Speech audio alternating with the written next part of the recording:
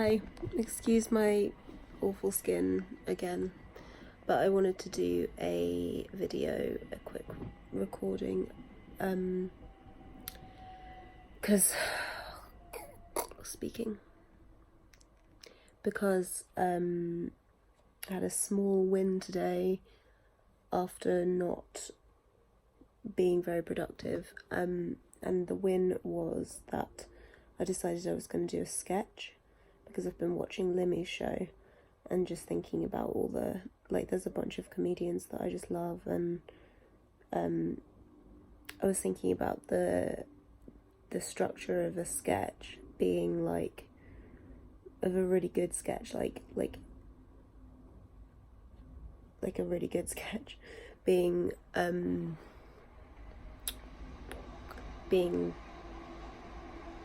like a short film.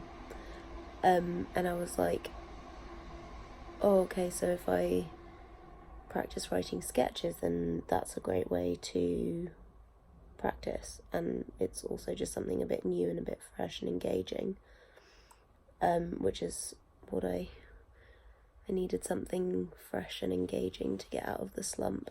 So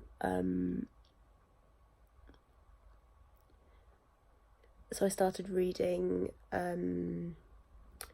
a book that I referenced in every single essay in uni but never read it, to I don't know, swish my mind around a bit.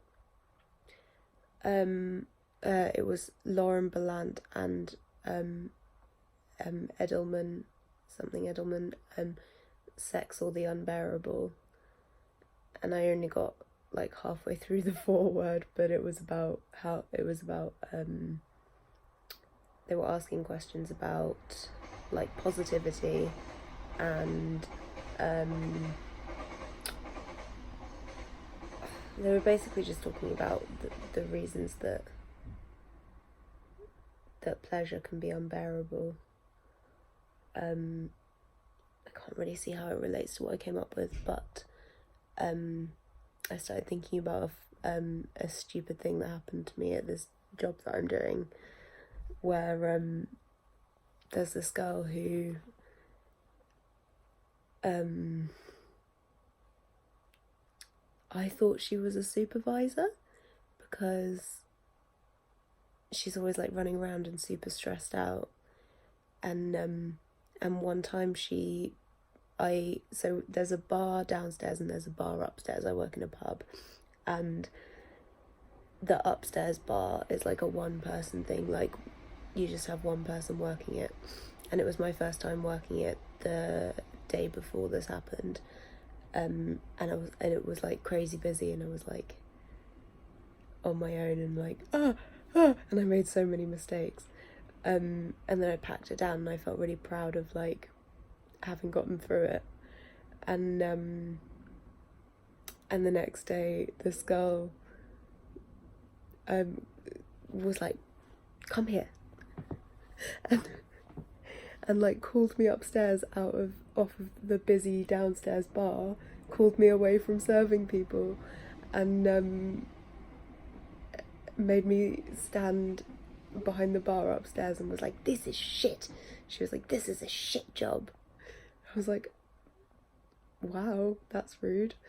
And I was okay, what's wrong? Tell me what's wrong.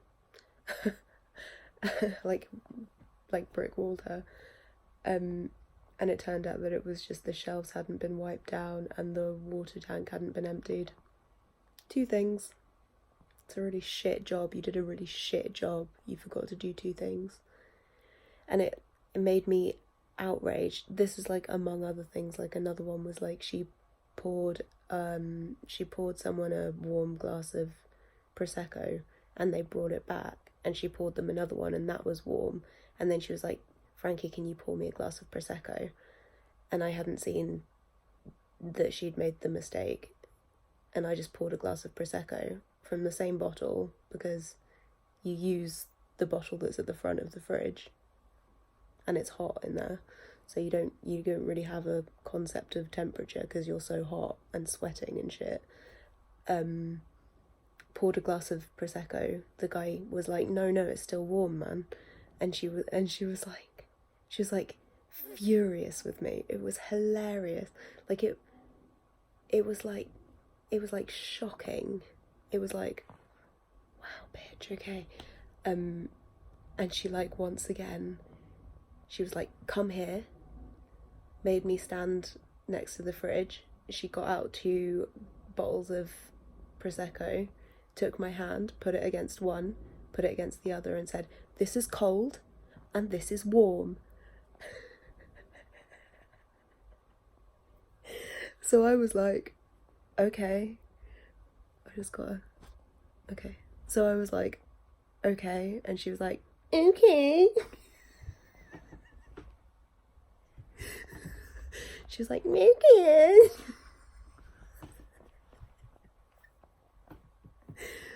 Oh. And I was like outraged for a few days. It kind of really got me, because I was like, you think you're teaching me?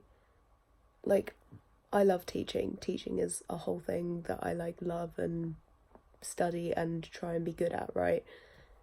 It's like the whole purpose of living on the earth is to learn to become a teacher. It's the whole, you know, like, so many people want kids, and that's the reason underlying that, isn't it, that you want to get good at something and be a teacher. You want to get good at life and teach young people how to do it. Like, that's the whole jam. So I was like really deep in this, like, fuck you, man. So that's what I did the sketch about today.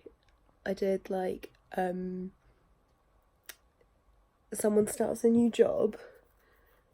So okay, so they're like, okay, so you see this character at their dining room table.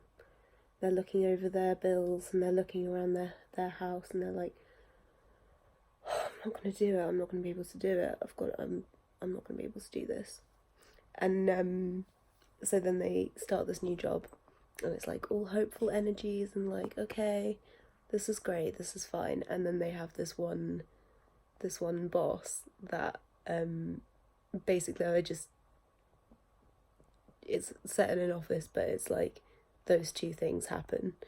And then there's the performance review, and she goes into the office like to have her performance review with 2 of the bosses, and she's like, oh, to be honest, I'm kind of glad Danny's not here. And they like look at each other like, ha ha ha. And then they have the performance review, and they're like, okay, so, you know, you can improve this, but we really enjoy your attitude to this, blah blah blah. And she's like, oh great, okay, I can definitely do that. And they like have a dialogue, and then they're like, oh, is there anything you want to raise with us? And she's like, yeah, you know, I don't want to, like, you know, get anyone in trouble, or like, but I do think it's just a bit weird the way Danny kind of behaves. I just don't really think it's appropriate. I don't think it's very responsible, appropriate behaviour, and I hope that that's not the standard, you know. And they look at each other and they're like,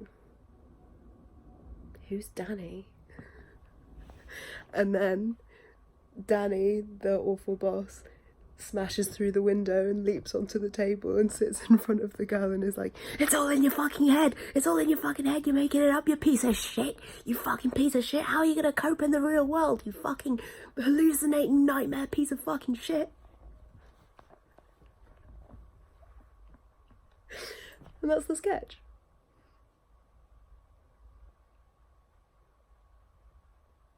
So yeah, so I think that's refreshed me a little bit.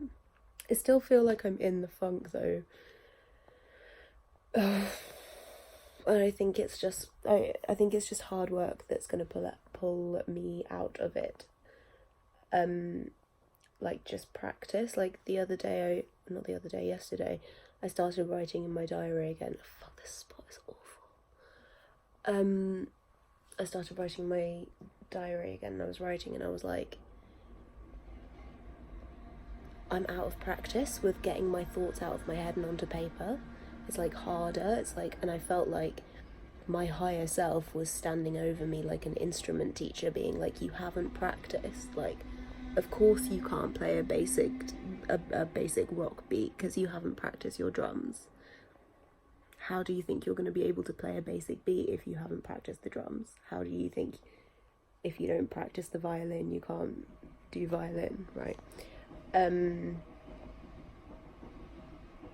that was the real kind of, the real tea, the real wake up call, because it's like, if I can't do that, then, you know, it's over. Just kidding. It's always salvageable because it's always in your memory. It's like, it just took a little bit of time to kind of practice getting thoughts down again, and I'm still kind of getting back into it. So I think that was partly why I needed to do the deliberate exercise of like, today you're going to write a comedy sketch, because it kind of got me back into thinking deliberately about structure and about like how you make it happen onto a page, which is something that I thought that I'd like learnt once and it was in my head. I always think that with so many things. I'm like, oh, I learnt that already. I've already healed that childhood trauma. I am healthy now, right? And then it's like, ooh, you forgot this bit, or this same thing that you thought you'd healed in one evening of reflection. Turns out it's not like that. You have to keep going.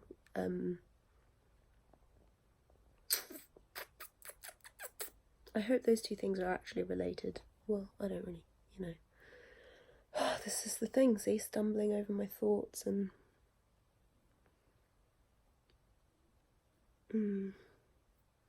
Anyway, thought that was a good thing to talk about. I'm going.